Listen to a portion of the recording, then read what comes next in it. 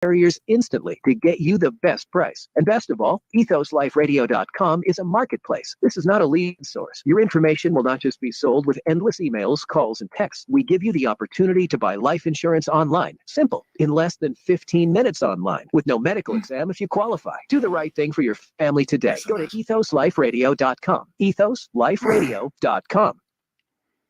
It's now day 4 of the Hollywood writers' strike that turned TV and film sets across the nation dark. Thousands of Writers Guild of America members have been picketing outside major studios in the LA area since Tuesday. The head of one of those studios says his company is ready for an extended work stoppage. Celebrities are also joining the writers. Drew Barrymore has pulled out of hosting the MTV Movie and TV Awards in support of the strike. AI isn't just invading schools, but your restaurants too. The Midtown Tavern in Moorhead, Minnesota has some new help on the wait staff. Robot server Bella provides service with a happy cat smile that's been programmed on her screen. The robot is able to navigate the restaurant floor using a programmable map.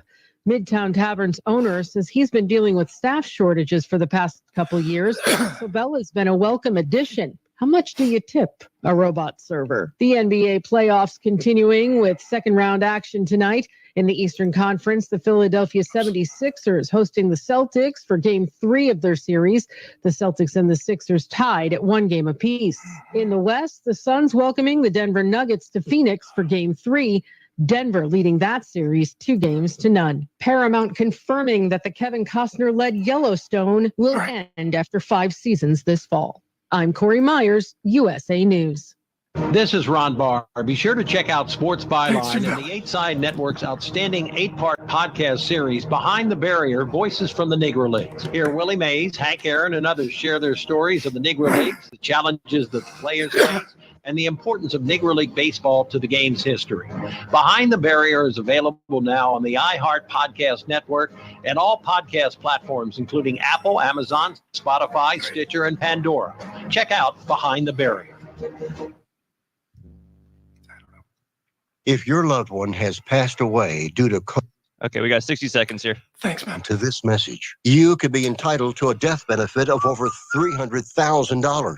The U.S. government has set up a fund to pay families relief if they've lost a loved one due to COVID-19. We know this is a hard time for you, and this fund has been set up by the federal government to help ease your pain. The compensation includes a death benefit and lost wages benefit. Time is limited, so we urge you to make a free phone call right now. There's no cost to you for this claim. All legal fees are only covered once you receive your money. So if you've lost a loved one due to COVID-19, call the legal helpline right now to find out if you qualify for a cash award. Here's our number, 800-918-4086, 800-918-4086, 800-918-4086. That's 800-918-4086.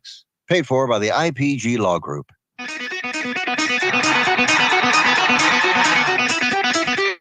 Live from San Francisco on the Sports Byline Broadcasting Network, you are listening to Wrestling Observer Live. Are you ready? Are you ready? Let's get it on. Live. Well, it's bougie, like Applebee's on date night, like mini golf in Gatlinburg in the summertime, and like wearing a WWF racing jacket you've kept in your closet for 25 years. Bad Bunny, what an amazing fan. It's Wrestling Observer Live. We're live 7 days a week. Monday through Friday, 3 p.m. Eastern, noon Pacific. Sundays, 6 p.m. Eastern, 3 Pacific. And Saturdays, 1 p.m. Eastern, 10 a.m. Pacific. The number that you're not going to call is 1-800-878-PLAY.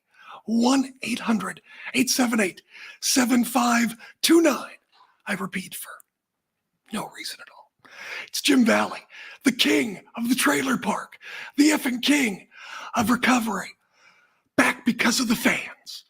Not to be confused with Backlash, because of the fans.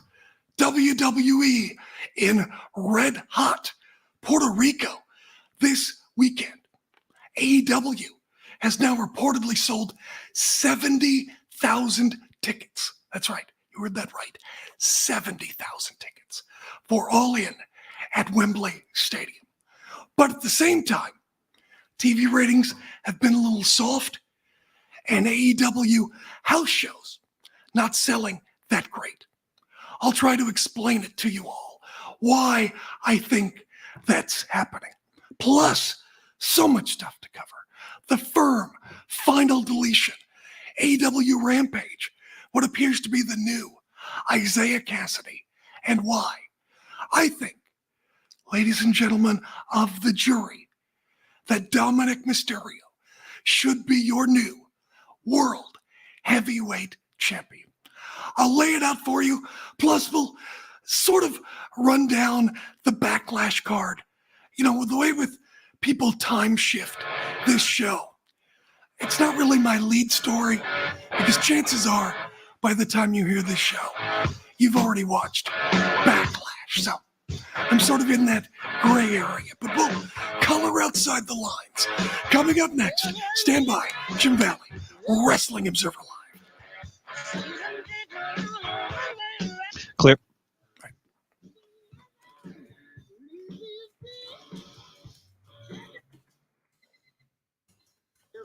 Reduce their prices even more. 30 days in advance and save big. Want the absolute lowest prices on your airline tickets? Then call the Low Cost Airlines Travel Hotline right now. For prices so low, we can't publish them anywhere. The only way to access our low rates and save up to 70% is to call. Save hundreds on your vacation tickets by calling right now. You can fly anywhere in the world and pay discount prices on your airline tickets. Book a flight today to London, Paris, Madrid, or anywhere else you want to go, and pay a lot less guaranteed. Call the International Travel Department right now at Low Cost Airlines. 800-754-4531. 800-754-4531. 800-754-4531. That's 800-754-4531. Do you use the expensive blue or yellow pills to charge your sex life? Are you thinking about it? What if we can promise you the same results for less than $3 a pill? If you're paying $20 a pill for the other pills, you're getting taken to the cleaners. Our pills deliver results for less than $3. You'll save more than $16 a pill for the same results. And right now, radio callers will get 44 blue or yellow pills for $120 with free discreet shipping. You can save more than $700 off pharmacy prices. Charge your sex life now and save a ton of money. Call now and get your 44 pills and save over $700 and qualify for free shipping. Stop overpaying and call right now. Paid for by Steel Man Pills. 800-965-1295. 800-965-1295. 800-965-1295. That's 800-965. Can you talk to me a little bit, Jim? Your connection was cutting out for a second there. Oh, To yeah. build a life Hello? for you and your 1, 2, family. 3, 4, 5. You never 6, imagined it 7, would come to 8, this. 9, 10. Instead of living your dreams, you're living with debt. Okay, yeah, this sounds okay. Okay, thanks. Now there's a way you can take back control with one simple call. If You're owe not supposed to talk to me unless $10,000 or more spoken in to, credit card and debt, don't you make eye qualify to contact. receive a free no. Oh, you're still kind of cutting in and out a little bit here. Okay. Do you want? How much time do we have? We got like 30 seconds. It sounds okay now, actually. I think we'll be good. Okay. Medical bills. One simple call is all it takes to get the ball rolling to a debt life. Stop living with debt and start living your dreams. Call the Debt Helpline now. 800-943-2153. 800-943-2153. 800-943-2153. That's 800-943-2153. You're listening to Wrestling Observer Live on the Sports Byline Broadcasting Network. Got new producer Brian this week handling the controls Are you back in the studio. Hey, don't look me in the eye. Don't speak unless spoken to. How many times do I have to go over this? And are these brown M&Ms? You are in such trouble. Jeez. It's Jim Valley, the effing king of recovery. You're a friend of mine. I don't want to out them or get them in trouble, but they lived recently in the past couple of weeks, her downtown area was taken over by a movie crew. And there was a very well-known actress. And you were literally told, do not address her. Do not look her in the eye. Avert your gaze. Just like, who wants to look at Nicole Kidman anyway? Whoops. I said too much. We'll get to Backlash and the TV stuff in a minute, but WrestleTix, if this is true, they're reporting that AEW All In at Wembley Stadium has now sold 70,000 tickets. That's nothing short of amazing. And you got to give it to Tony Khan. He swung big, and he is more than connected. And, you know, when you think about Clash at the Castle sold legitimately in the area of 54,000 tickets. But that said, you know, those prices were very high. And, you know, Tony Khan is a billionaire. All of these companies are very rich. I don't see why they can't give people a break on tickets and have them priced more reasonably. But, you know, we'll talk about the ratings and ticket sales for other events in a minute. But the fact that the number 2 wrestling promotion can sell that many tickets is amazing. And like I said, Clash at the Castle with 54,000, even at higher prices, that was sort of my barometer. And pricing or not, the fact that AEW blew past that number is amazing. I mean, TNA, what was their highest? Like 6,000, 8,000? They tried to go on the road with Hulk Hogan, and they died. WCW during the height of cable television, when 10 million people were supposedly watching wrestling, 42,000 tickets in their backyard at the Georgia Dome. I mean, WWE could probably sell out Wembley Stadium. They could have, but they didn't. And Tony Khan, being a numbers guy, I'm dying to know what he calculated. Did he calculate 40, 50, a sellout? What did he think? I mean, he had to have a number, either on paper or in his head. But I would be remiss without saying at the same time, Dynamite last week did its record low for the year. Double or Nothing in Las Vegas has sold under 7,000 tickets. So that means they're going to be right around half full or so. AEW house shows in both Corbin, Kentucky and Salem, Virginia have each sold under 2,000 tickets each. Is that a bad sign? Yes and no. Here's what I think. I think you, as a wrestling fan, know what's up. Contrary belief, you're not stupid. You know what's important and what's not important. And there's so much content from all of the promotions. You know when to pick and when to choose. Wembley Stadium. That is a big deal. And for AEW, you know that's an even bigger deal.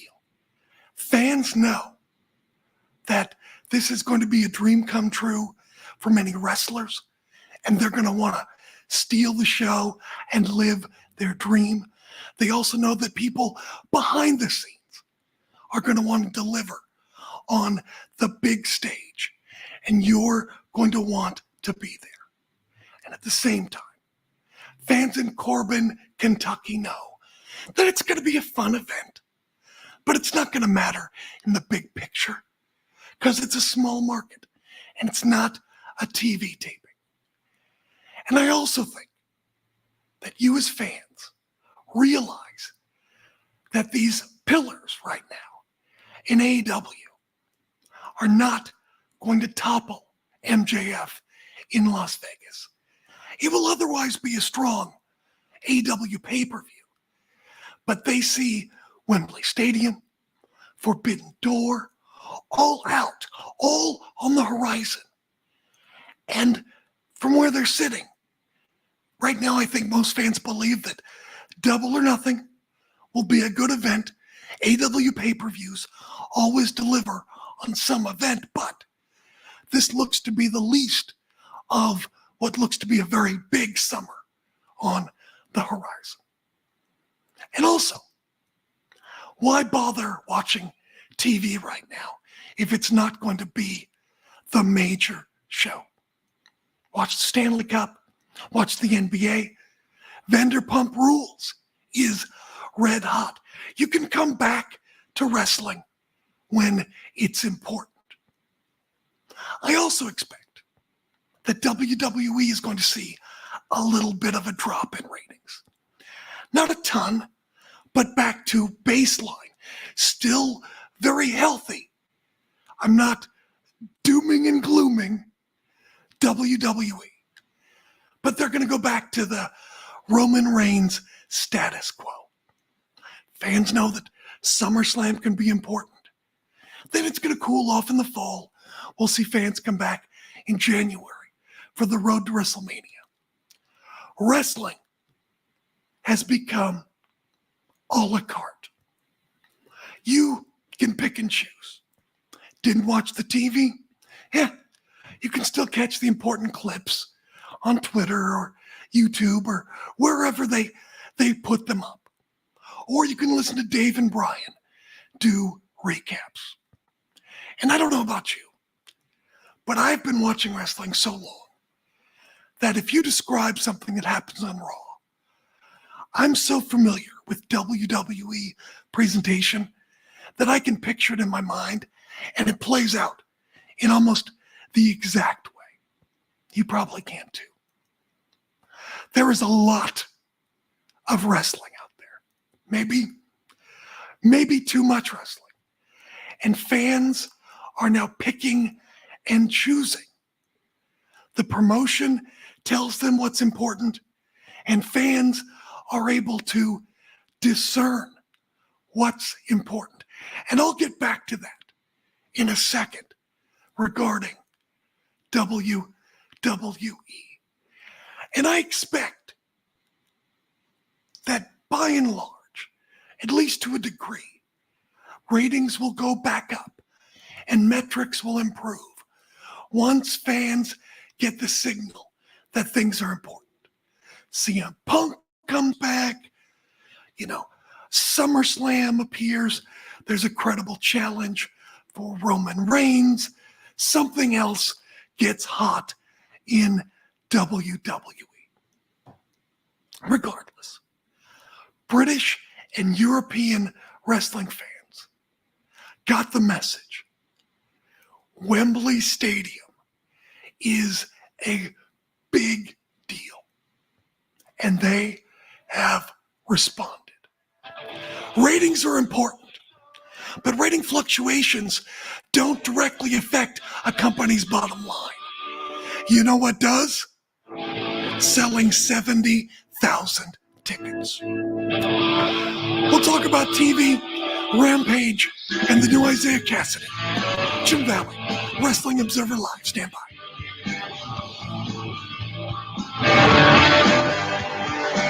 Clear.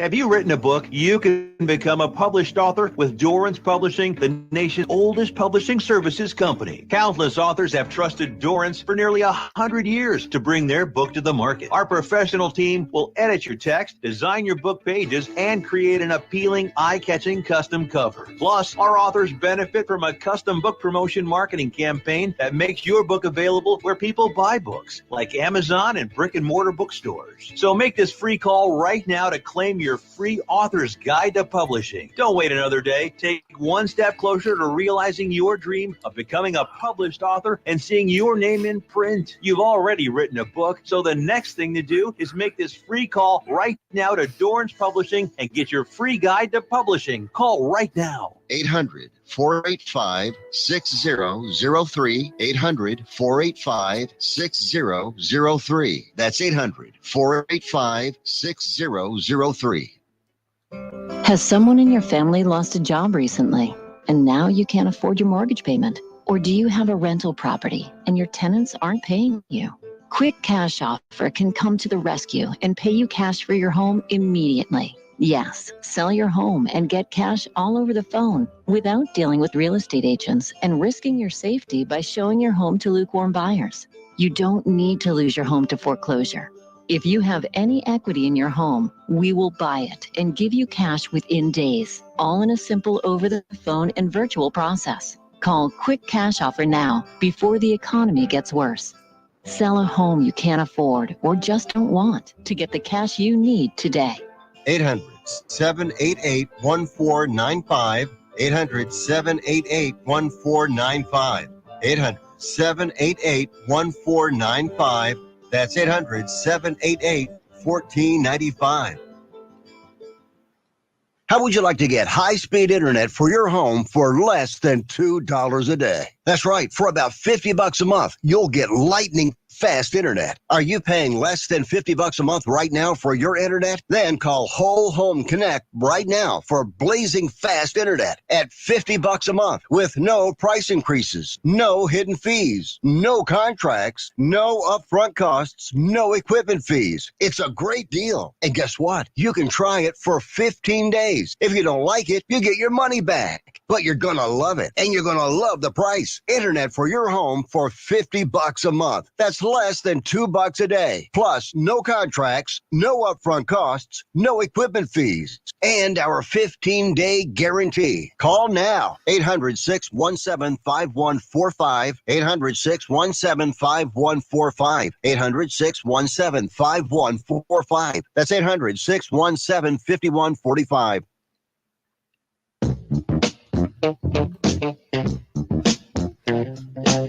You are listening to Wrestling Observer Live. Line Broadcasting Network. If you're watching on my YouTube channel at Jim Valley, you can like and subscribe. Denise Salcedo got her YouTube plaque. I can't even get 2,000 subscribers. You like her better? Fine. I know how yards. Anyway, you can see it's a mess. I've got moving boxes and stuff. We just got new carpet in this week. We painted the inside of the house and new carpet, so I haven't put everything back. I just figured I'd leave it the way it is in its natural state, and maybe next week I'll get around to fixing everything. But yeah, you can go to my YouTube at Jim Valley. You can watch me live every week here at Jim Valley on YouTube. Somebody in the chat says, so excited to go to my first ever show at Wembley. Wow, that's a way to go to your first ever show. I think every show after that, it's going to be a letdown because I believe AEW is going to, break out all the stops for this show. And like I said, everybody is going to be motivated to deliver. Couple of things from Rampage, just the highlights. Chris Jericho wouldn't come out of his dressing room because he was afraid of being attacked by Adam Cole. Great performance by Jericho. So it's been decreed that Adam Cole and Chris Jericho can't be on the same show together. And this seems to be the storyline explanation, possibly, for the beginning of AEW Collision. They also did the firm final deletion on the Hardy compound cinematic match. Big brawl in the dark of the Hardy compound. Chair shots, people thrown into trees, body slams on the ground. Stokely Hathaway was hilarious. He found his way into the Hardys theater screening room, and he's sitting down in one of the red plush seats. And suddenly, Matt's daughter appeared, his little daughter, sort of like from The Shining. And then Raby Hardy, Matt's wife, slid down a fireman's pole. They've got a fireman's pole in their screening room. Pretty awesome. She attacked Stokely. She's yelling at him in Spanish. You know, what are you doing here? And then Senor Benjamin snuck up from behind, used a taser on Stokely, and everybody else is outside. They're brawling in front of this big, tall building when suddenly Isaiah Cassidy appears. You know, there's so much chaos, and it's kind of in the dark. It was kind of oftentimes hard to tell who was who. I personally didn't even notice or realize that Isaiah wasn't there, but he shows up to the rescue. He's got new gear, this black coat and black Hardy-ish tight sort of deletion style outfit. And the back says, Brother Zay on the back. And Matt Hardy's like, Brother Zay, I knew you would arrive. And he's like moaning, and it's sort of like this orgasmic character. He dives off to everyone, and then he's moaning and like humping the ground. And anyway, Matt pins Ethan Page in his ring, and Jeff Hardy sort of walks off instead of celebrating. And the last scene is Jeff is in the lawn in the middle of this Hardy Boy symbol, and he and Matt set it on fire. So Isaiah Cassidy is now Brother Zay, and it wouldn't surprise me if the Hardys and Brother Zay go after the 6-man titles. But seems like the purpose of this match was the transformation of Isaiah Cassidy.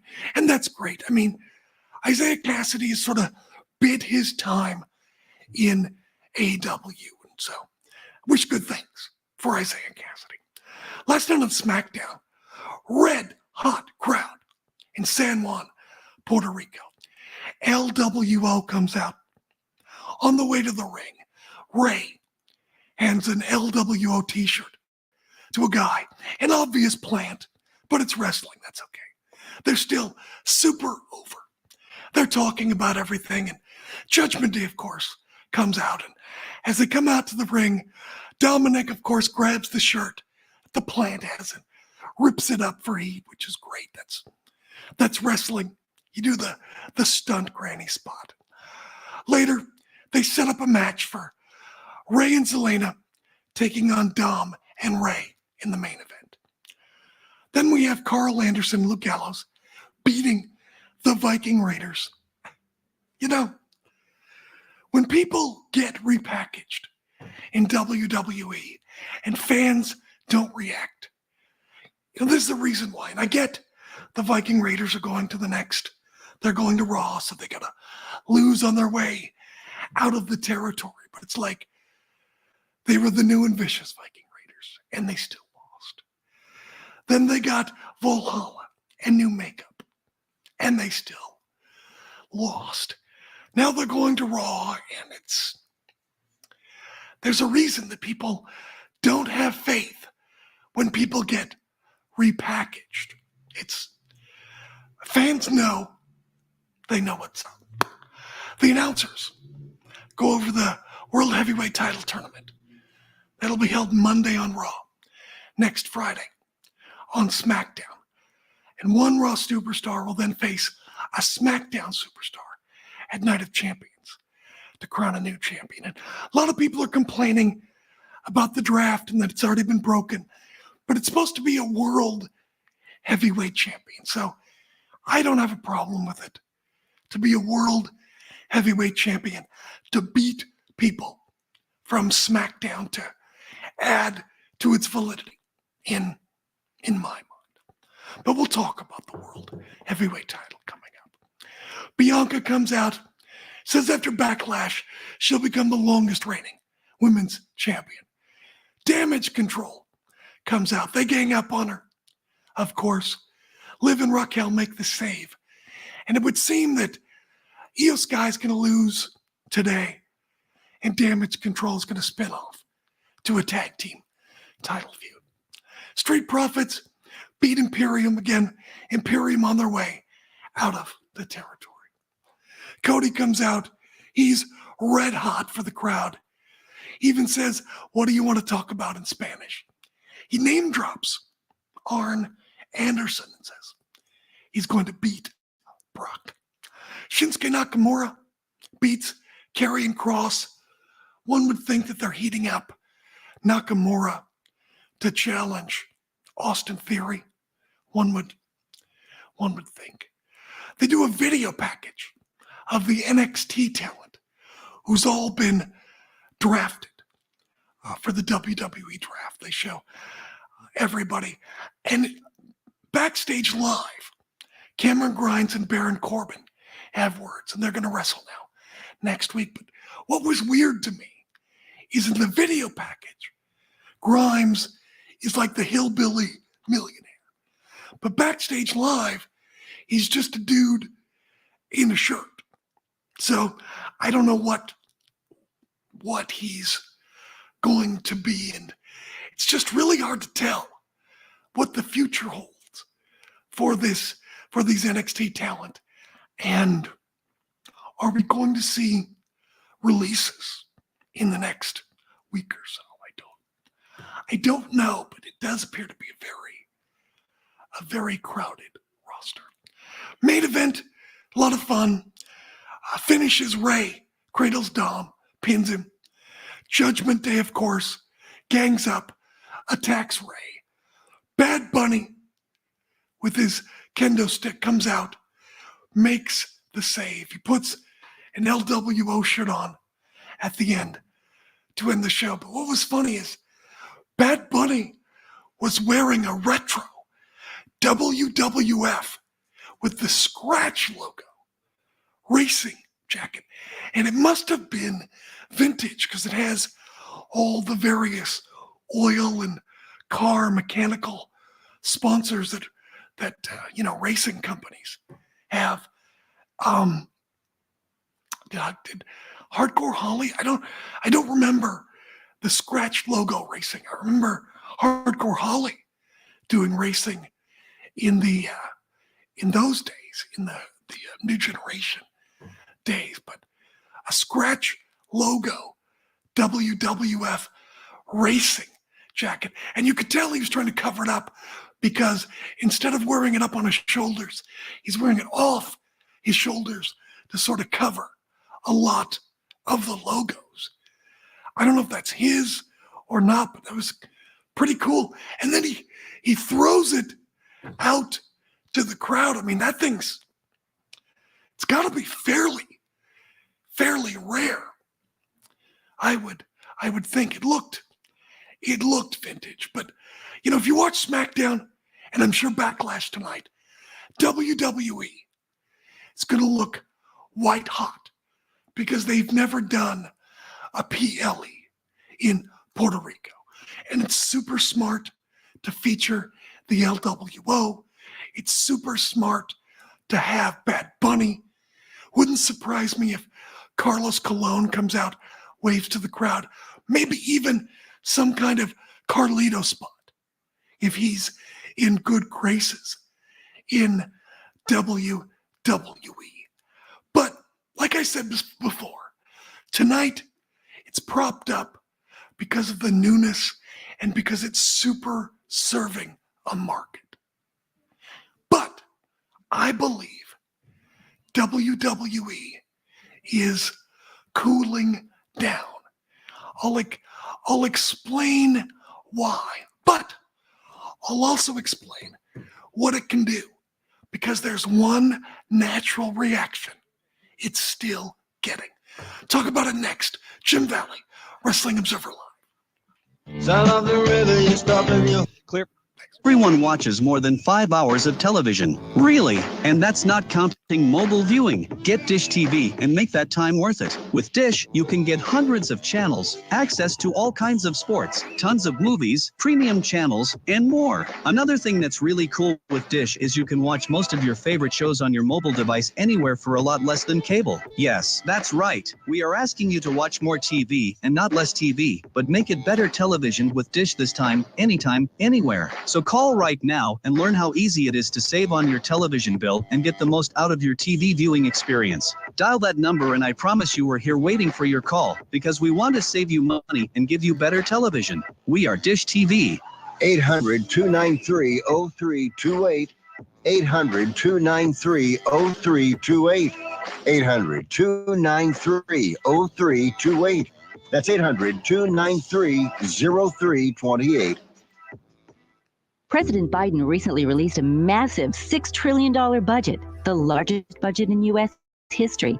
And guess who pays the bill? That's right, you, the American taxpayer. American citizens and business owners will be paying more taxes. That's a fact. And if you owe back taxes, they will be coming after you to collect payments. In fact, President Biden also hired thousands more IRS agents to go after you. If you got a letter from the IRS and you know you owe back taxes or you haven't filed in years, don't put your head in the sand. Call us today. We've saved our customers millions of tax dollars. One quick, free phone call will show you how we can reduce your past tax bill and save you thousands, guaranteed, or you pay nothing. Call now. 800-949-0039. 800-949-0039. That's 800-949-0039. Paid for by the Tax Helpline. If you have certain chronic conditions such as heart disease, asthma, diabetes, and you're 19 years of age or older, 52, 36, 42, you may be at increased risk for pneumococcal pneumonia. Ask your doctor or pharmacist about getting vaccinated with Prevnar 20, pneumococcal 20-valent conjugate vaccine, a Pfizer vaccine that can help protect against pneumococcal pneumonia in just one dose. Prevnar 20 is approved for adults to help prevent infections from 20 strains of the bacteria that cause pneumococcal pneumonia. Continued approval may depend on a supportive study. Don't get Prevnar 20 if you've had a severe allergic reaction to the vaccine or its ingredients. Adults with weakened immune systems may have a lower response to the vaccine. The most commonly reported side effect was pain at the injection site. For additional common side effects and full prescribing information, please call 1-855-213-2138 or visit Prevnar20.com. I'm going to ask my doctor about getting vaccinated with Prevnar 20.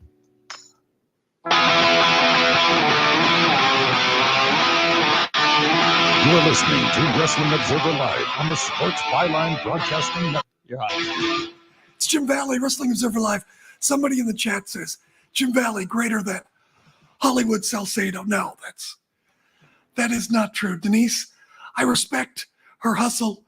I respect her game. I don't want to imply that she hasn't earned her success. She absolutely has. Also, I think this is the only show she doesn't do. That girl is everywhere. I don't know how she has time to sleep. David Anderson in the chat also says that the jacket was from the WWF racing team. They sponsored a drag racing team in the year 2000. And of course, in 2023, drag racing means something completely different. So they should sponsor that too. WWE, I believe, and Dave Meltzer's talked about it. We've seen some metrics. He's cooling down. It's not a knock. It's inevitable. They caught lightning in a bottle with Sammy, the Bloodline, Cody Rhodes jumping ship, coming back from his injury. And don't get me wrong, it's not WCW.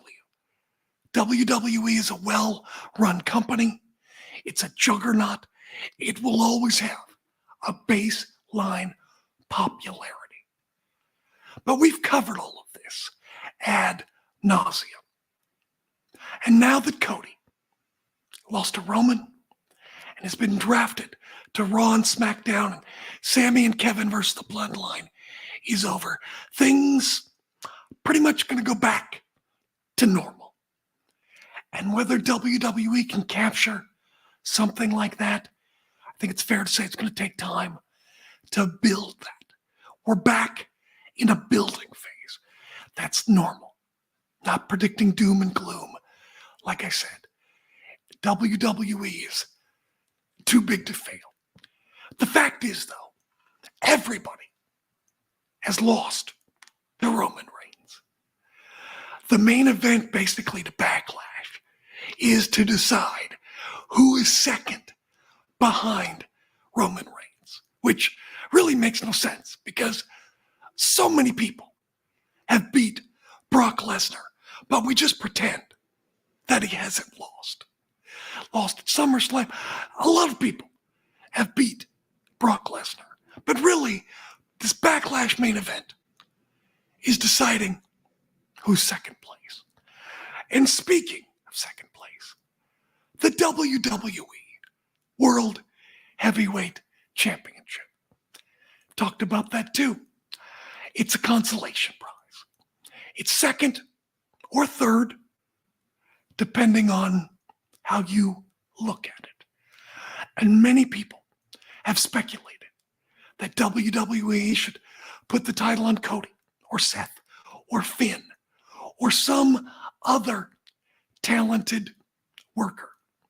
Well, if you do that, you're going to have this new world champion then beat a lot of people to prove themselves. You beat those people, and they fall further down the pecking order and their visual status to fans in WWE. You put that title on a worker, it's the same old, same old. I mean, and basically, that's what Triple H said.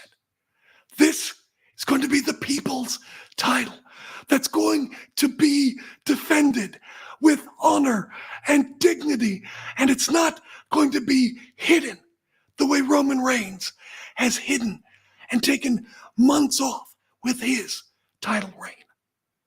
And you know, Triple H has a tell. He builds up your hopes, and he builds them up and builds them up, and then he breaks them down. He did it with Cody at WrestleMania. He did it with Sammy. He's done it countless times. Tommaso Ciampa. That is Triple H's tell. He loves to do that. I don't know why fans think like Triple H is so fan friendly. He loves to do that. And that is why I think WWE should put the World Championship on Dominic Mysterio. Everything that was special during that first quarter is gone. Sammy, Cody, Bloodline, everything except for the visceral hatred of Dominic Mysterio. It's the only natural, organic reaction that hasn't been altered. And think about this. Stone Cold Steve Austin, he tapped into something. People hated their bosses, and it was visceral. And you know what people hate today? You know what's topical today?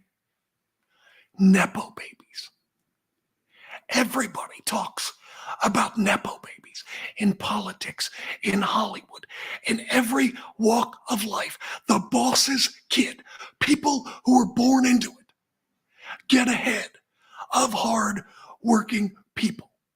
And I think Dominic Mysterio could tap into that natural public reaction right now. Nepo babies, so hot right now. Everybody knows that Dominic doesn't deserve the title. And right now, as it stands, the WWE World Championship is created. It's a phony title. So you've got a phony world title on a phony guy. And you've got this Nepo baby who can talk about how long and hard he worked about it. He worked to get it. You can talk about Dominic if he holds the title for more than a day. He can rub it in his dad's face, how his dad lost the title in one night on Raw, and he's already beaten his dad's record. He's better than Rey Mysterio. Plus, Rhea's a world champion. Dominic's a world champion. You've got Mommy and Poppy both holding world championships. And there's some people who are stuck in the past. World championships. Oh, Dominic is too young. He hasn't earned it yet. Well, look, let's just say, and I don't know Dominic Mysterio. Maybe he's the best guy in the world backstage. Maybe he's a young guy who sometimes says dumb things because he's young. Young people do that. And I don't know him. But let's just pretend that somehow the real life Dominic Mysterio does something dumb accidentally and violates unknown, stupid wrestling protocol. Well, let's just say that he does. He commits some sort of backstage sin. You just have him get his ass kicked in the ring, and he loses the title. And the person who beats Dom will be seen as the person who rescued the title and is the real world champion with credibility. You know, all the time, people always say, oh, this must have been like when so-and-so wrestled, or this was a Steve Austin pop, or this was like Hulk Hogan, or this was like Ric Flair. And it never is, because today is completely different, and you can't compare it to any other time in the past, except now. 1987, Rick Steamboat beat Randy Savage in a legendary match at WrestleMania 3. Savage held the title for the record at the time, and people expected Rick Steamboat to have a long, illustrious Intercontinental title reign. And what they didn't know was backstage, Rick Steamboat committed the sin of wanting to be there when his first son, his first child, first and only child, was born. What a jerk. How dare you ask for that? He also committed the sin of his wife asking for Rick to have time off. Can you imagine a woman speaking up? Why the nerve of her? Why, can you believe the audacity? You know, a lot of people do say that Bonnie Steamboat hurt Rick's career, and I don't know. Maybe she was 100% right. Maybe she wasn't. I'm not speculating. But either way, they took the Intercontinental Championship off of Rick Steamboat. And in a match, I mean, fans didn't know. As a kid watching, I had no idea what was going on behind the scenes. I did notice that Rick Steamboat did seem a little disengaged in his wrestling. But that said, nobody expected the Honky Tonk Man to win the Intercontinental Championship. He was unworthy. And not only that, he beat a wrestler's wrestler.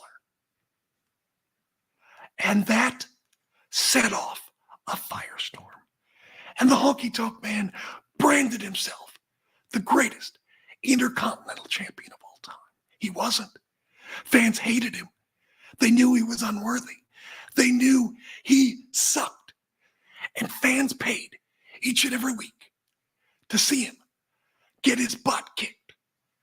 And I think in a time where it's hard to recreate, you can't recreate Steve Austin. You can't recreate Ric Flair or Hulk Hogan or anybody else.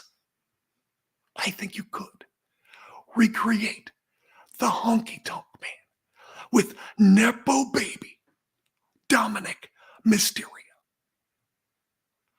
Dominic Mysterio can talk about how he is the greatest world champion of all time, the greatest luchador of all time. He's greater than Ray, greater than Eddie Guerrero.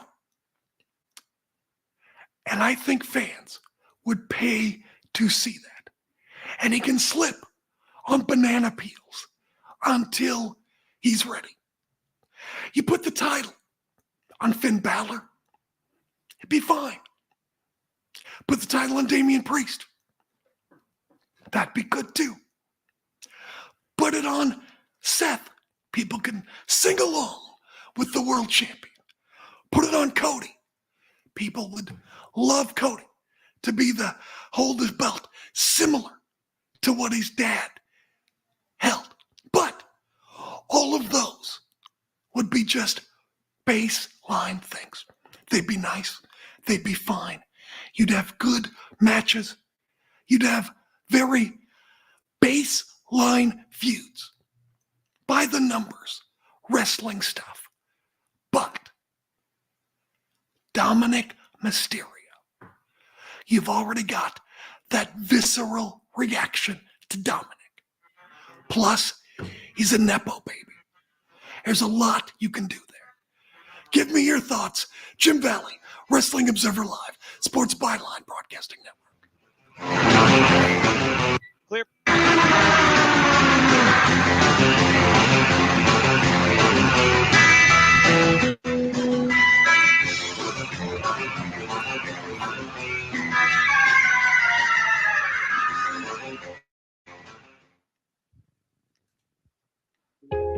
If you're moving to another state, you're getting a fresh start in a brand new town. And when you choose a moving company to help get your valuable possessions to that new home of yours, you want somebody that's going to take care of your things like you would. That's why you need to call Colonial Van Lines.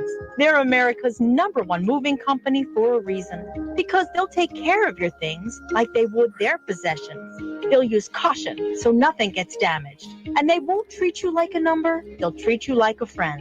And when you call now on a qualified move across state lines, they'll give you a $250 discount. Move your things the right way. Call Colonial Van Lines now for a free quote. Call now to learn more about this special $250 long-distance move discount. 800-847-0225. 800-847-0225. 800-847-0225. That's 800-847-0225. Do you own an annuity, either fixed rate, indexed, or variable? Are you paying high fees and getting low returns? If so, Annuity General would like you to have this free book to learn the pitfalls and mistakes of buying an annuity. The Annuity Do's and Don'ts for Baby Boomers contains the little-known truths about annuities, like how to help reduce your fees and increase retirement income. And it's free. That's right, free. As a bonus, we'll also throw in a free annuity rate report just for calling. We researched over 1,000 annuities and summarized rates and benefits from financially strong insurers. You get Annuity Do's and Don'ts for Baby Boomers and the Annuity Rate Report, both absolutely free for calling Annuity General today. Hurry, supplies are limited. Call now. 800-760-1845. 800-760-1845. 800-760-1845. That's 800-760-1845. I don't even recognize myself anymore. I'm really worried about him. His addiction. I haven't seen him like this. Ever. Hey, look, I never wanted to start using. I knew the drill, but I was out of options. I just want to tell him it's not your fault. There are people out there who can help. People who have felt your pain. They know what you're going through. This has to stop. I'm losing everything. Everyone. You've been strong your whole life. You can do this, but you have to reach out for help. It's time. I can do this. Addiction is a disease, and diseases need treatment. Call Quit Drugs 321 now at 800-378-3508. 800-378-3508. That's 800-378-3508. Paid for by the Detox and Treatment Helpline.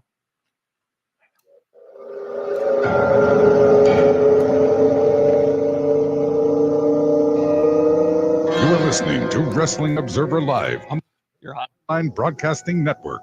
You know, last week I laid out the case why I believe that Roman Reigns is going to surpass Hulk Hogan's first title reign. And guess what? Andrew Zarian asked around and reported Sounds like WWE is in the same mindset. Jim Valley again, ahead of the curve. And I'm going to tell you something. I am so bored of long title reigns. I think you are too. Back in the Attitude Era, the title changed eventually too often. So in an effort to make titles mean something, we now expect title reigns to last at least 6 months to a year. Roman's case, longer. And here's the thing. If every title reign is special, then none of them are special. AW Double or Nothing coming up. 6,000 tickets.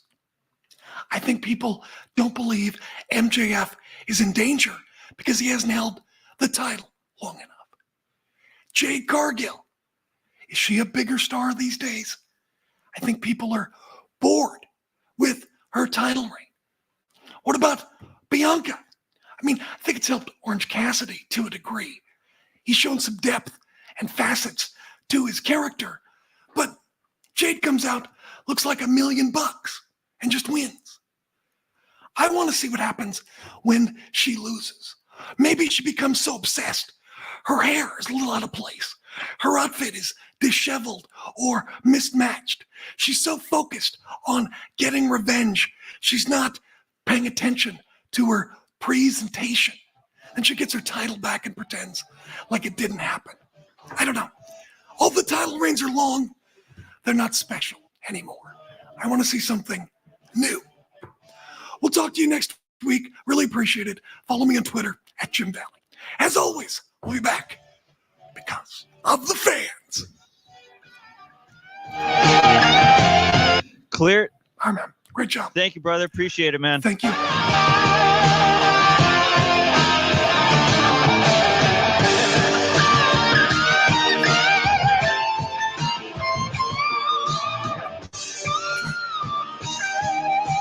There we go.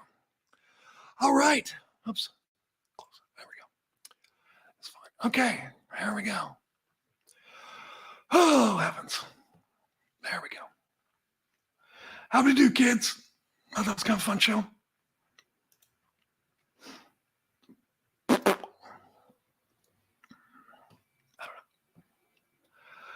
I guess I didn't get to Backlash, but I don't think it matters. Oh, well. Yeah, I think Sammy and those guys, yeah, they've cooled off. Because it's the dynamic that's lost, you know?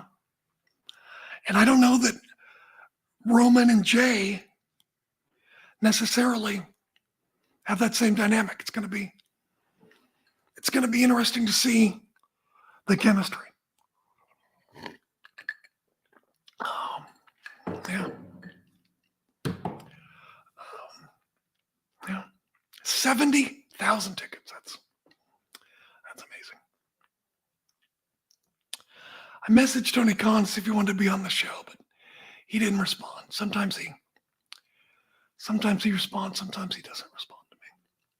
I'm not important. I mean, literally, I'm not. There's many other things that are more important. I don't mean that as a knock on anybody. So, yeah, Hangman cooled off. Exactly. It's just, I think WWE is going to go back to baseline. Like I said, fans know what's up with wrestling. They understand, you know, oh yeah, this looks important. This is not important. So they know. So same thing with Rampage. They know when Rampage is important. They know when it's not important. You know. So, and they respond. This place is a mess back here. Look at this. Got all this junk everywhere. All my stuff is in boxes. So, gotta fix all this stuff up.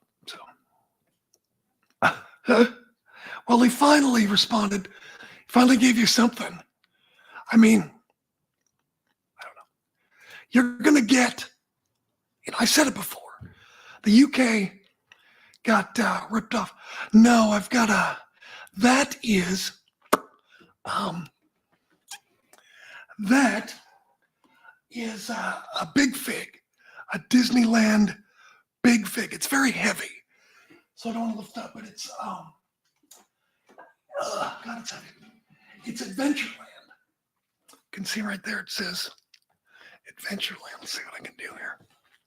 How much slack I have. I don't think I have too much slack. There we go. Anyway, it's got a moat in it, and you turn it on, and there's little magnets and the little boats. Here, I'll show you.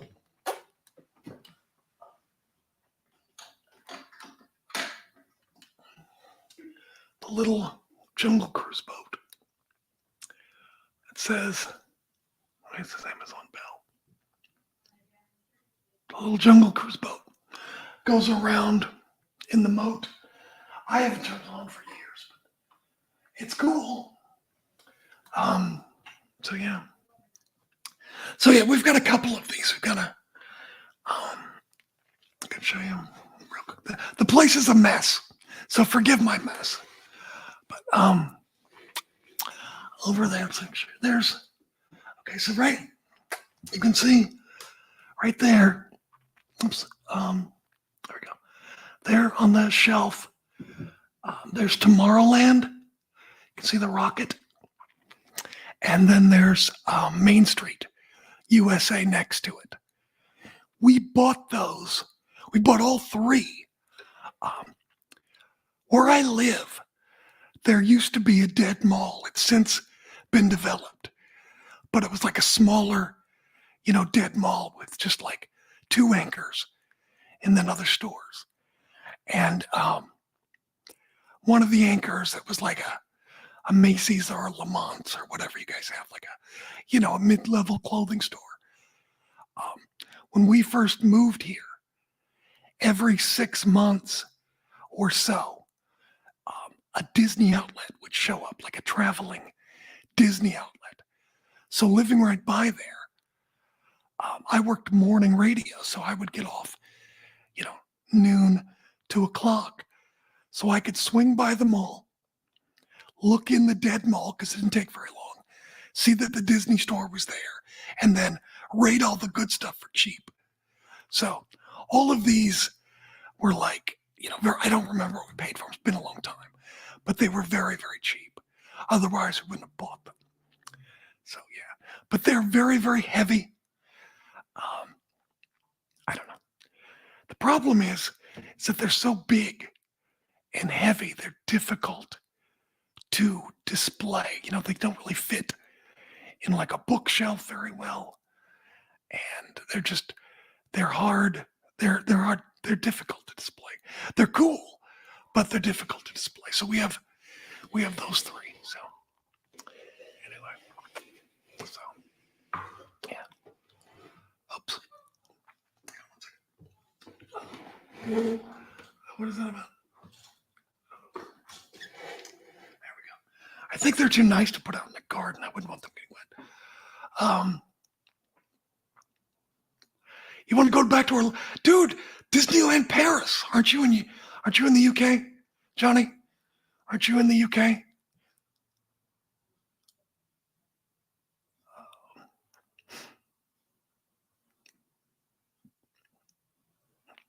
Well, I mean, of course it's going to be a big deal in the UK because you guys don't get it on a weekly basis or once a year. So, no, it's going to be a big, big deal. And like I said, I was fighting with people on Twitter all week about how Clash at the Castle was a mediocre show. And it was. Oh, it was great. It was great. You got the debut of Solo Sikoa. It's like, no, you got one big match, one good match with Gunther and Sheamus, and everything else was by the book. Disneyland Paris is awesome.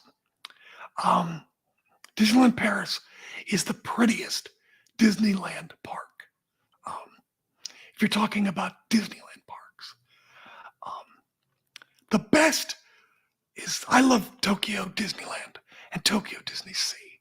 Disney Seas is my favorite. Do you follow, Johnny, do you follow Theme Park Worldwide? Sean? Do you follow Sean? So many theme parks in Europe. It's ridiculous how many theme parks. It's awesome. Yeah, I think Wembley Stadium is drawing all over from Europe, obviously. I mean, it's going to be worth it. It's going to be a legendary show. And yeah, it's amazing. It's totally amazing. 15 people, Germany to London. Wow. Yeah, no, I think it will be. I think it's going to be an international audience. And I think you're going to get, an amazing show. I think, Slurpees. You don't have the equivalent of a Slurpee in the UK. Ices are really nothing. No kidding. It's a great picture, yeah.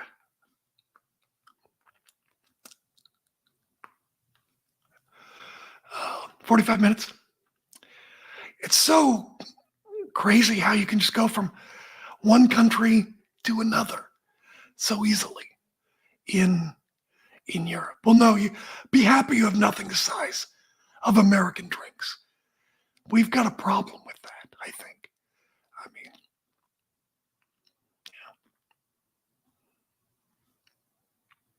yeah, London's very crowded. London is very, very crowded. Yeah, free refills. That's the thing, though. It's like they set a price and then you want quote unquote value for that price. And then you end up consuming more calories than you should, or more sugar or fat or whatever than you should, just to get value. It's like I found myself doing that and I was too fat. I'm still a little fat, but you need the extra sustenance. Yeah, most countries are smaller than U.S. states. It's funny, Fumi, one time I asked him if he wanted me to, when I was traveling over there, I was like, do you want me to bring you anything? He's like, bring me a big coffee mug. I can't find big coffee mugs. So I brought him a couple of really big ones so he can, doesn't have to refill his coffee all of the time. So he was grateful for that. But I mean, I don't know. As I get older, I find there's something to be said for consuming less. Getting back to wrestling, I think Wembley is going to deliver. It has to deliver. And if it doesn't, it's not going to be from a lack of trying. But, WWE, they're on the road all the time. It's oftentimes just another show. Even 56,000 people for Clash at the Castle. It's a big deal. They made a lot of money. But they do they do 4 or 5 big shows a year. AEW isn't doing another show this year the size of Wembley Stadium. So in a lot of ways, with the exception of WrestleMania, because everyone wants to be in shape, because that's the show everybody watches. That's the show that stands out as a touchstone for each year. With the exception of that, any other show is just, by and large, another night on the calendar. You think Suji's going to win the title at Dominion already? That would be fast. See, I feel like he's not going to win just yet. I feel like it's going to be a step-by-step process. I feel like this is just the first step, but I could. It will be hard to top. Yeah, Suji did look like $1 million. One of the things I wanted to talk about, I didn't have time this week, was there's a changing of the guard in wrestling, not just in New Japan, but I mean, you look at MJF, you look at what they're trying to do with the Pillars, what they're trying to do with Sammy, what they're trying to do. they're definitely trying to get the next generation ready. Theory,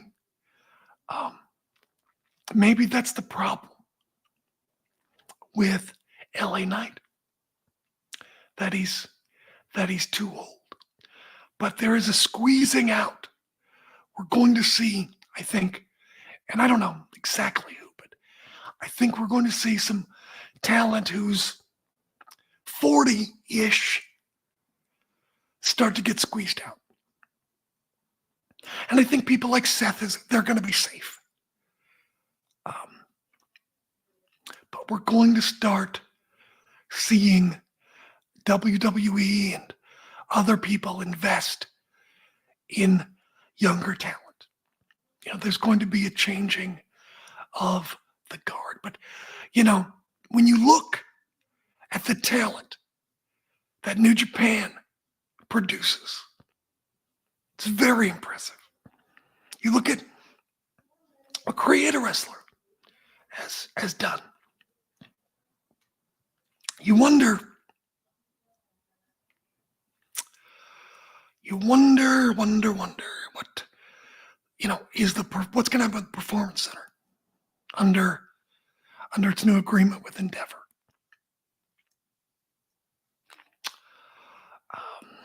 Does it change at all? I don't know.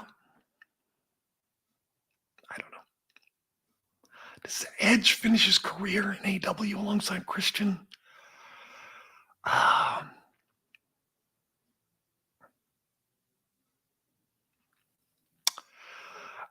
would be surprised.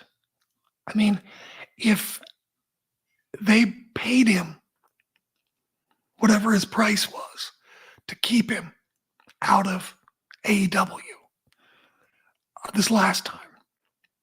So I would think you'd have to buy Edge's loyalty. You know what they could do? Edge retires from WWE. Christian's contract expires. And they could just promote their own show. Do some kind of show on their own. And just go out in their own, book a show, promote a show in Toronto. And just do it themselves. Maybe.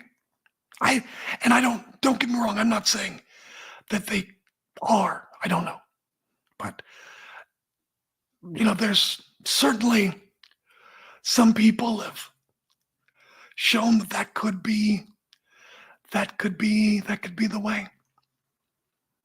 Yeah. No, I mean, look at Uyemura, growing his hair out. Look at Shota Umino, Clark Connors, for crying out loud. They are great at talent. So I don't know. I just think that it's certainly a trend that has been apparently lucrative. But I mean, you've got to have the right guy or circumstances. So I mean, Edge and Christian, one last shot. If they did an independent show, I don't see why. If it's independent, I could see Tony Khan letting the Hardys do it. And just do something like that. I could see that. But I'm just spitballing here. I don't even know. I have no idea. What would you guys like to see?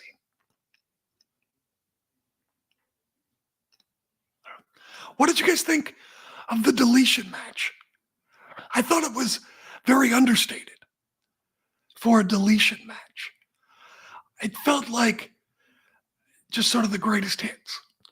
When they said there was going to be surprises or something like that, cameos, I expected some kind of surprise. He would just be Adam Copeland. He would not be Sexton Hardcastle. He would just be Adam Copeland. Most people, it's like Kevin Nash. People knew him as Kevin Nash or Scott Hall. They know his real name, so he could do that. But there are options, I guess, is all I'm saying. That they could do that.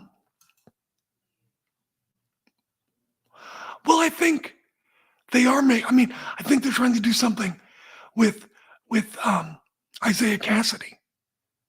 They're trying to give him an individual personality for right now instead of just half of Private Party. He's got a new look and he's got a new name. And we'll see if that works, if the crowd, when he moans, sort of moans back, sort of like, yeah, with LA Knight. I don't know. It may work. It may be a little creepy. Yeah, he's got a personality. It's just a matter of showing it, I think on television. Yeah, it's going to be, I love the fact that, there was something that was on Twitter a while ago and made traction again for whatever reason this week. Somebody tweeted, a person of color, tweeted that the day comes when Jeff Hardy passes away. It's going to be so sad. He's going to have to take a week off of work, and just talks about how African Americans love Jeff Hardy. And I love, that Isaiah Cassidy is sort of this de facto Hardy boy, and it works. And I just love, coalitions like that, where we're all one together, where I'm not saying that being yourself and diversity isn't important, but I also love when people willingly, from different races, creeds, colors, backgrounds, socioeconomics, come together willingly in unity. I love stuff like that. That's awesome. So we shall see.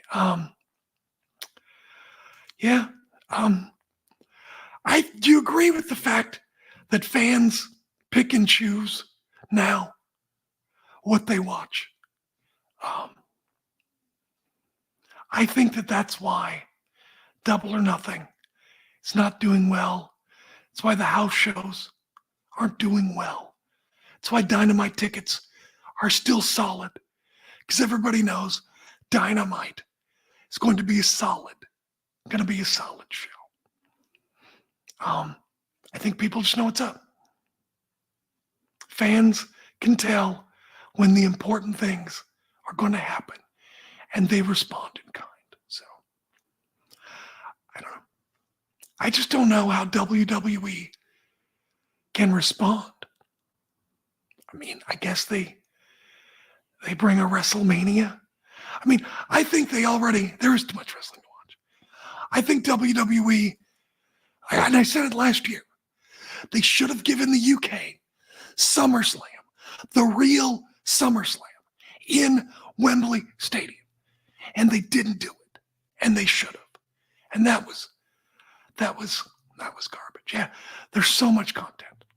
There's so much wrestling, It's like, I want to watch more Noah and watch some more All Japan. But it's like, I don't want to spend my entire leisure time watching nothing but wrestling. I like to watch a movie every now and then. Maybe a TV show, a scripted TV show. Maybe a reality show. I don't want wrestling to consume my entire life. But I watch AEW pretty much every week because I know I'm going to enjoy it. because it's a pretty fast 2 hours. Raw, give or take. Smackdown, I watch because I have to watch, but usually I watch it on DVR because it's like Smackdown is still start and stop. It's like I fast forward through all the entrances because it's like entrance, commercial break, match, commercial break, entrance, commercial break. It's like all those entrances that get broken up by commercial break, I just fast forward through. But that's just because the nature of SmackDown. But yeah, it's just. But I also think that's part of the strategy. That if WWE gives you too much content, you're tired of it, and you're less likely to watch competitors. Same thing. I think everyone is doing that right now. I think everybody, but I think by and large, yeah, you want to play your Switch sometime. I've got Tears of the Kingdom coming up here in a week and a half. So it's like, you want to do some other things. Yeah. AEW New Japan, my 100%. Noah's coming up more often. Yeah, I would agree. I would agree with that. Stardom's in the mix. You gotta watch Stardom. You gotta watch Stardom because it feels like you miss too many shows and they cycle in new talent. And you're like, okay, who are these people? Who is that? Oh, you just got Breath of the Wild? Oh, God, that's super fun. Super fun. Yeah, the G1. It's like I don't have time for every match in the G1 or the best of the Super Juniors. They're always good, but yeah, it's Breath of the Wild. I love virtually every Zelda game except for Majora's Mask. I love it. You know who else loves Zelda? Is Cody Rhodes. On the rare occasion, and I'm not speaking out of school, on the rare occasion when he and I chat, and he's mentioned me in comments, so obviously people know. We never talk. I never ask him about wrestling. It's none of my business, and I don't think he's going to tell me anyway because he's smart enough to do that. But we always talk about Nintendo. Always talk about Zelda, Breath of the Wild, just various Nintendo and video games and stuff like that. Does wrestling really need a tournament? Remember when AEW was doing all of those tournaments and people complained? Which reminds me, there was something else that I wanted to talk about. Every night, I put like one headphone, earbud, in my ear, and I'll listen to something to put me to sleep, because make the voices in my head stop. Anyway, it helps me sleep. So these past, week and a half, you know what I had on? Mid-South and UWF wrestling, which apparently, when AEW was starting, Tony Khan said it was going to be sports-based, sort of modeled after Mid-South wrestling. And I watched a lot, not all of it, because it was hard to find on cable. It would be on TBS one morning, and then in a couple of weeks it'd be gone. Then it'd be here, gone. It was always, anytime you saw it though, it was always awesome. It was the best wrestling because you didn't always have squash matches. You got title matches. You got real matches on Mid-South back then, which is what made it so much better than all of the squash matches on WWE and TBS and every other program was just squash matches. So that's why Mid-South stood out. Well, I'm watching Mid-South. And by God, if every week didn't end in a brawl, virtually every week. And it's like, what was AEW criticized for? All of the outside interference and schmozzes that happened. Well, guess what? Mid-South had the exact same thing. People talking about, oh, Mid-South was sports-based. Well, tell me, what sport did the missing link play in? Tell me, what team was Kamala, the Ugandan giant, on? Sports-based. It still had its characters. And it still had its gaga. Every time. Oh my gosh, it's breaking down here in Tulsa. Fans, we'll talk to you next week right here on Mid-South Wrestling. Every week. Hacksaw Jim Duggan is standing tall against 795-pound one-man gang and the Freebirds. Dr. Death is standing tall here in Tulsa. Every week. What is Skandor Akbar up to? It's breaking down here in Tulsa. We'll see you next week, fans. Every week. So don't sit here and tell me how Mid-South Wrestling was this or it was that, because I just watched it. And look, it's very fun. But it's like, it's free TV. And look, as far as I'm concerned, on free TV, you get screwy stuff. And when you put your money down, you get the finish. And by and large, Tony Khan, with a very few exceptions, very few DQs on pay-per-view, delivers a pinfall or submission finish, usually clean. So, I don't know. I just feel like people are looking at the past with rose-colored glasses. Well, there's not even a Moondog. 1985. They brought in, oh God, what did they call him? Was it the Hangman? Under a mask. Anyway, it was Moondog spot. It was for Randy Cullen. They called him, I think, the Hangman or something. And then they took off his mask and still called him that. But, yeah, it was a Moondog. Back when it was real. I mean, the Snowman. I'll tell you what, looking the way the Snowman looked, I would have tried to push the hell out of the Snowman too. I would have tried. Then they tried really hard.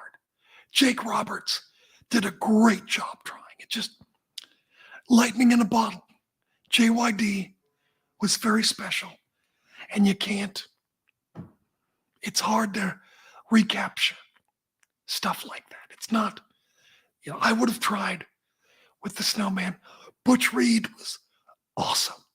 God, Butch Reed was awesome. But nostalgia is a hell of a drug. But, it's fun to watch. It's great to watch, but it's like, I don't know. When they had it sports-based, they had tournaments. The knock was AEW has too many tournaments. But AEW has less, I would say, after-match interference and brawls and that kind of stuff, has less of it than Mid-South did, UWF did. I mean, and we just saw a WWE go off the air with the brawls. They've been doing a lot of brawls lately. So, I don't know. It just feels like, the other thing is this. I grew up with the Atari, and I played NES. I've played every generation of video games. And it's funny now to see each generation's nostalgia. You never know what's going to be the lasting nostalgia. You know, Teenage Mutant Ninja Turtles is big. You know, He-Man, they're reselling He-Man figures to people. G.I. Joe. And it's like, kids, you know, they play Fortnite.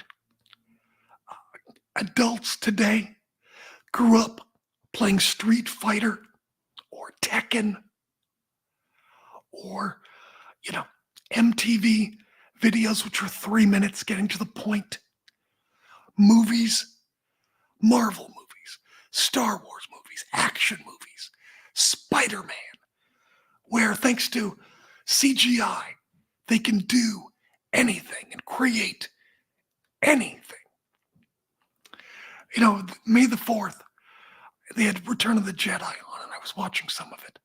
And I was like, oh my God, this might as well be a Harryhausen movie, like a Hercules movie with the Rancor being stop motion animation and green screen and all of this stuff. I mean, it looks good for its time, but it still looks really, really old. And I can see kids today being bored as heck. And given how new Star Wars is a mess, I can see it being bored as heck. But getting back to nostalgia and Star Wars, I saw, they took a poll, the best Star Wars movie of all time. And I could tell that the sample was primarily millennials. Why? Because the winner of the vote of the best Star Wars movie, Episode 1. Why? Because they were all kids. And there's nothing wrong with that. I think Empire Strikes Back is the best. But I was 10 years old. And there's nothing cooler than when you're 10 years old. And those movies now look super old. So of course, Episode 1 is going to be the most popular one. And also, I wouldn't be surprised if we see a Jar Jar Binks resurgence. My niece, when she was 8 and saw that movie, Phantom Menace, her favorite character was Jar Jar. And I wouldn't be surprised now that the kids who saw that when they were kids, now Jar Jar's going to have a resurgence. Wouldn't surprise me. Anyway, someday, the Disney Star Wars movies will probably be the most popular because those kids saw them, and they'll be the most popular someday. Not yet, but someday. Anyway, my point with wrestling is that kids grow up seeing different things. So it's like, look, Jim Cornette, of course, thinks the wrestling is too fast because he grew up with black and white television. He's a baby boomer. And I'm not ripping on baby boomers. I'm just saying he had different stimuli growing up. Kids and young adults have different stimuli, different expectations of what wrestlers look like, how they act, and the action in the ring. They're used to video games. They're used to movies. Wrestling doesn't exist in a vacuum. And that's why wrestling has got faster paced. That's why wrestling has gotten more acrobatic, because that's what you're competing with. You've got real fighting in boxing and UFC, and people already know what's up. So wrestling's going to be more flamboyant, more outrageous, more fantastic. And that's because that's what today's younger audience that spends money That's what they grew up with.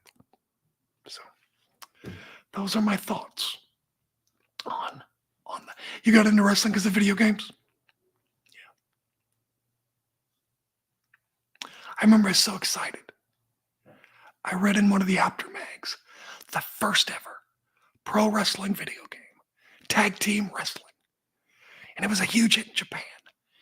Then I went to my local arcade, and there it was, tag team wrestling. Oh my God, I was so good at tag team wrestling. Now I play it, and it's like the most boring game in the world. But oh my God, I could beat it in like 8 seconds each round. It was so much fun. And then WrestleFest and everything was just awesome. But no, yeah, Dave basically saying the wrestling you watch as kids is the best wrestling. Or my friend Howard Baum says it, nothing is cooler than when you were 10 years old. So, okay, that's funny. I had to grow up on TNA on Eurosport, and I disagree. It was awful. Yeah. I listen to Conrad's podcast sometimes with Jeff Jarrett, or you listen to any interview with Jeff Jarrett, and he comes across as very likable, very reasonable, very personable, very down to earth, very intelligent. And you see him in AEW, and he's a great performer. He does all the little tricks, and he knows how to get the fans riled up. He's genius. And then every time I hear him talk and see this stuff, I just want to go, hey, Jeff, why was TNA so stupid? Why did you guys always do the opposite of what you should have done? Why did you do that? I don't know. Anyway, there's a reason. One of my most vivid childhood memories of wrestling is the 2 times I saw the Jumping Bob Angels in WWF shows. They were amazing. The Jumping Bob Angels. Did you know that they just wrestled the Glamour Girls the whole time they were in America? Funny story. The WrestleMania in New York. Was it 35? Is that what that was? I don't remember anymore. So I'm rooming with Fumi Saito at the Hotel Pennsylvania, across from Madison Square Garden. And we're unpacking and stuff. And Fumi's phone is blowing up. And he gets this text, and he looks at it, and he goes, oh, look, it's one of the Jumping Bomb Angels. Gets text. Yeah, it's getting text from the Jumping Bomb Angels. No big deal. It's like, wow. Very funny. So, I mean, I forget which one has lived in the U.S. for years. So I think they got together, but it's very funny.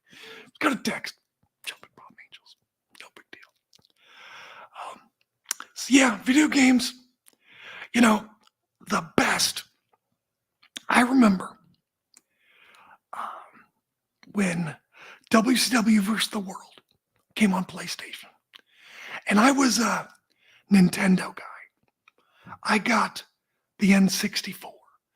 So they eventually had the best wrestling games, but there was a period where it had no wrestling games. There was that, it's called Power Move Pro Wrestling, which was an Americanized version of Virtual Pro Wrestling. I remember renting a PS1 and that game and playing it all weekend in college. And then I did the same with WCW versus the World. I almost bought a PlayStation, but then I saw that the N64 games were coming, so I waited. And I'm glad that I did. WrestleFest, yeah, WrestleFest blew my mind. Had finishers, looked great. I've got I've got my WrestleFest downstairs. I gotta brag about that. Got that, of course. Talking about there's one match where Judy Martin power bombs one of the Angels, and Lanny Poffo has no idea what a power bomb is. Well, when he was in New Japan, Lanny Poffo was not the greatest color commentator. Yeah, WCW versus the World was great. Yeah, Nitro. After the THQ games, they just lost the way. WCW games lost the way. It's like they went more for graphics instead of playing, and it was frustrating. Thunder was the same way. But yeah, I spent hours playing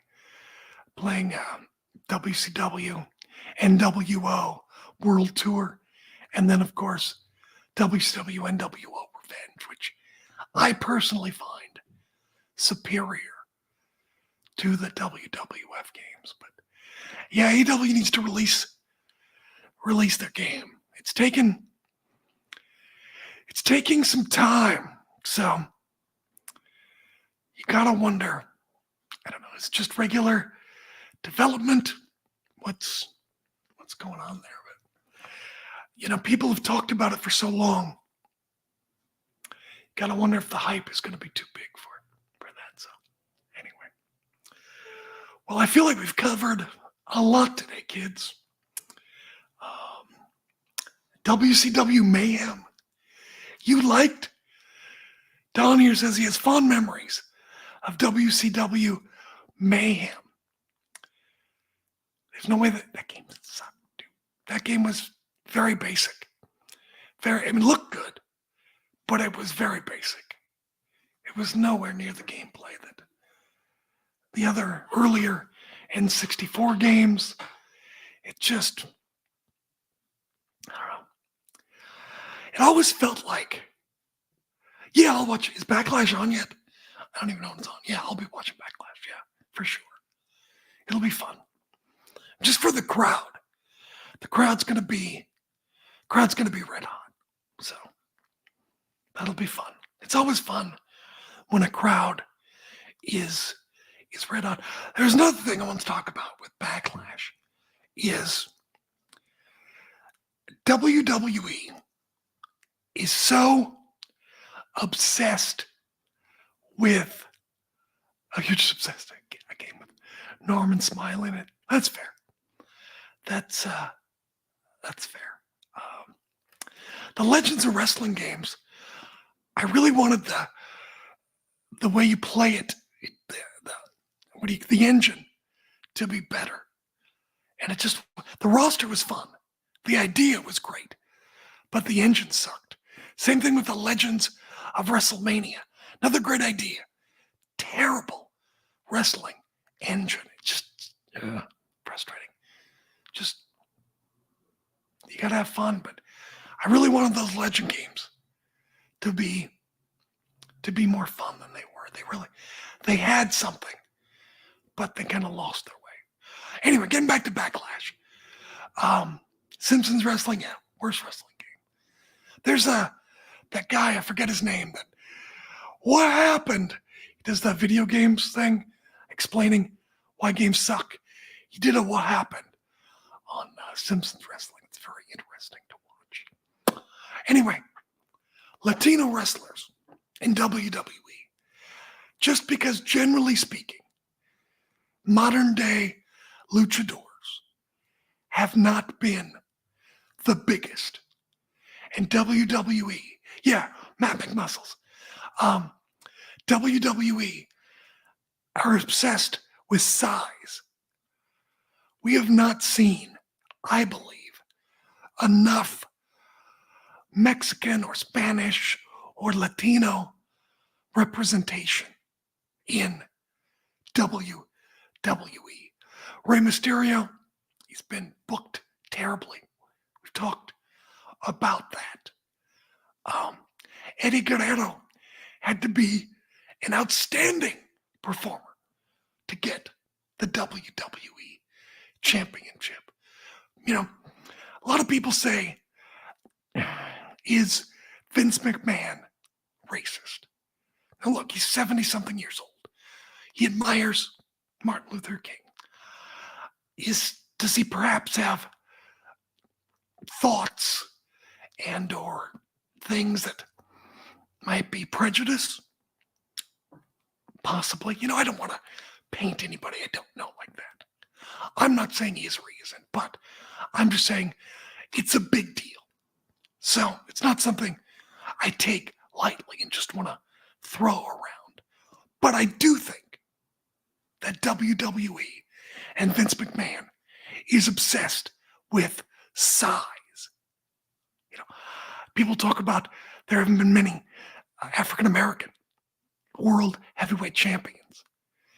Well, I would have said that Ahmed Johnson was on his way to being world champion, but he just wasn't that good of a wrestler, and people didn't seem to like him that much. So he kind of maybe didn't have the right mentality, but he had the right body. That guy was on his way to being a millionaire, and I think he blew it. I think he would have been the first African American world heavyweight champion. Bruce Pritchard has agreed as such.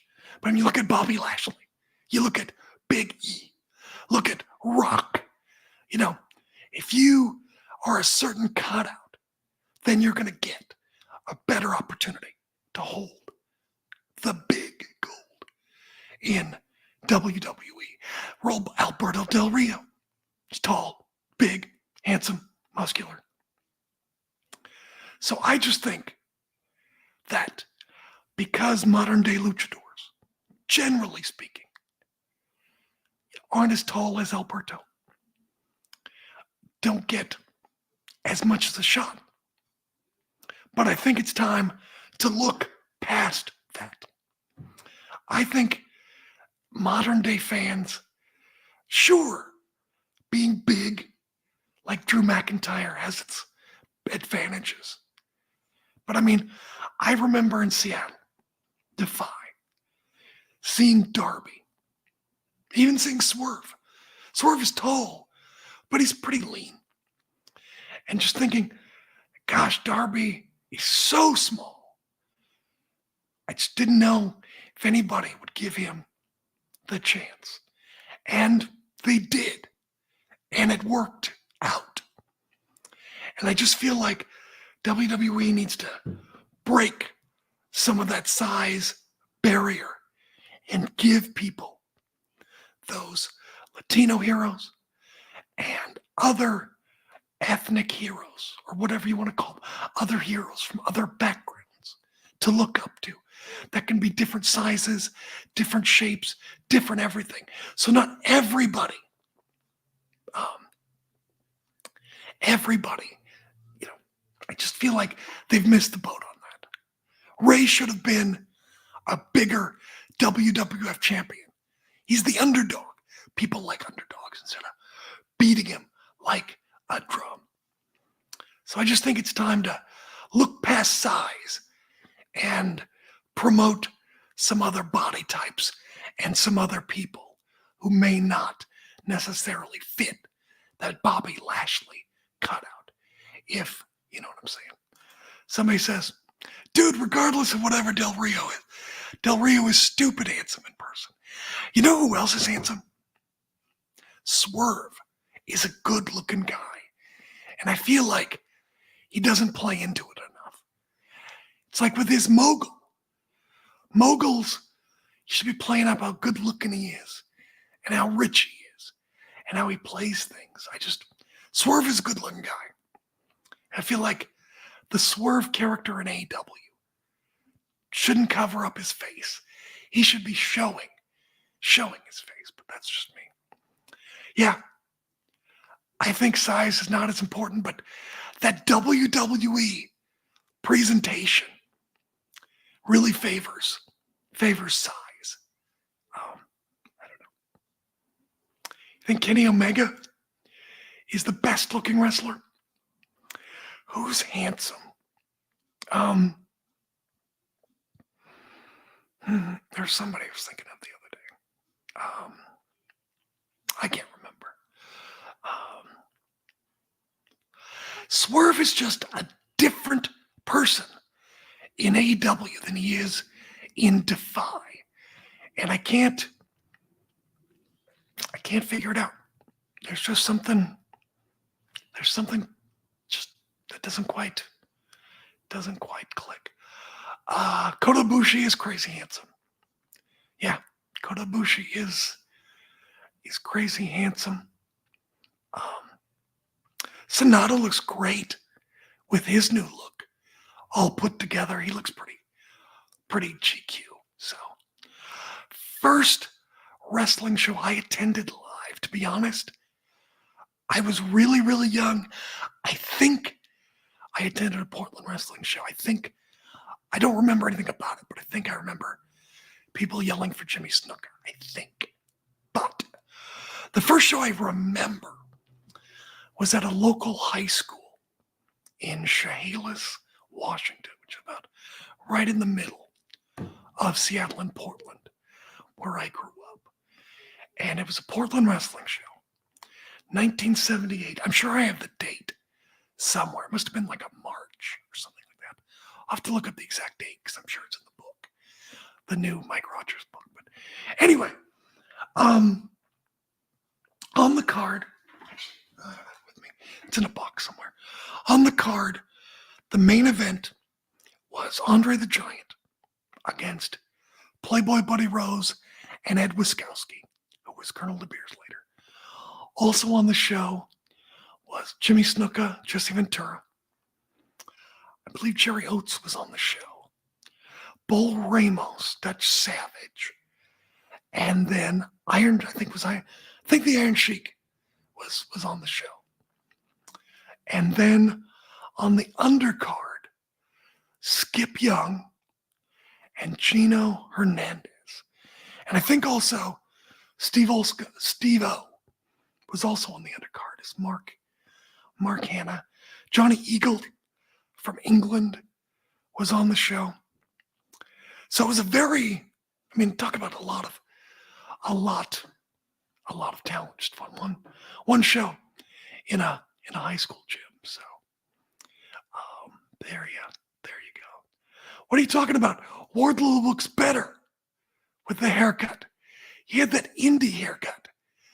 He may need a different haircut, but don't go back to looking like an indie wrestler with that ponytail and earrings and that indie look that you have when you work security. No, don't go back to that. One last thing. What about Trinity? Anything about Trinity? I saw it. Why not? She can help Impact. So, yeah, the Knockouts division is a priority. She'll be a priority. I don't know if she's a difference maker or not, but I feel like everybody, not everybody, that's a generalization, but I feel like a lot of people are going to follow sort of the excursion route now. Like Cody, like a lot of people now. I feel like you leave, you go do something else, and then you come back as a returning star. Whether or not you made that big of a difference. But it can't hurt. So Impact has gotten better. Scott D'Amore, it's gotten better. They're doing something with the former Fandango, Dirty Dango, where he's finding out who attacked Santino Marella, and that's kind of been funny. And I feel like Steve Macklin, as sort of this paramilitary world champion, has been pretty good. You got Deanna Purrazzo. You've got some talented women and some people who are coming up. So yeah, I think it's a good show. Any update on my kidney? Here's what I know. A couple of people, at least 3 that I know of, have put in and have qualified to donate. I don't know where all 3 stand as far as moving forward. I just know they've cleared a few a few hurdles. So maybe, who knows? But I know at least 3 people are have filled out. There have been more than 3 that have filled out the paperwork, but for whatever reason, high blood pressure, BMI, other issues have been turned down. We're not able to donate. But there are 3 people so far who have met the first few qualifications. So it's a race, I guess. We'll see what happens. So that's the update on the kidney. So fingers crossed. If you want to, look at donating, check out my Twitter. It's up there on Twitter for contacting the University of Washington. But yeah, that's all I know. It's one of the reasons I was going to go to Double or Nothing, but I'm not going to go to Double or Nothing because with these people getting closer, maybe the call could come. Maybe it doesn't. Maybe it does. So I'm going to stay away from big events for the time being, just so I don't hurt any chances of screwing anything up. So I'm not going to go to Double or Nothing, even though I was talking about it. So I think I'm going to stay clear of big events, at least for the time being. So we shall see. So that's what I know. Well, goodness gracious, you guys are very nice. I appreciate you being here. So anything else exciting? Check Facebook, see if anyone's commenting. Does anyone care? Nope, no one commented. All right, there we go. No big deal. All right, kids. Well, there you go. Well, go enjoy Backlash. Enjoy everything. I mean, this is a pretty amazing time in wrestling. So I appreciate you guys being here. It's always nice that you guys are here and come here each week and are engaged and posting things and answering questions and all that stuff. So I really, really, really appreciate it. I know that we're just sort of in our own little corner of the wrestling world here. But no, you guys rock. I love you guys. Hope you enjoyed the show. And look forward to other people jumping on and agreeing with my opinion and co-opting it and getting credit for it later on. So it's like, I told you that Roman Reigns is going after Hulk Hogan. Andrew Zarian reports it. Andrew Zarian gets credit for it. So you guys take care. I appreciate it. I'll talk to you guys later. All right. Peace out.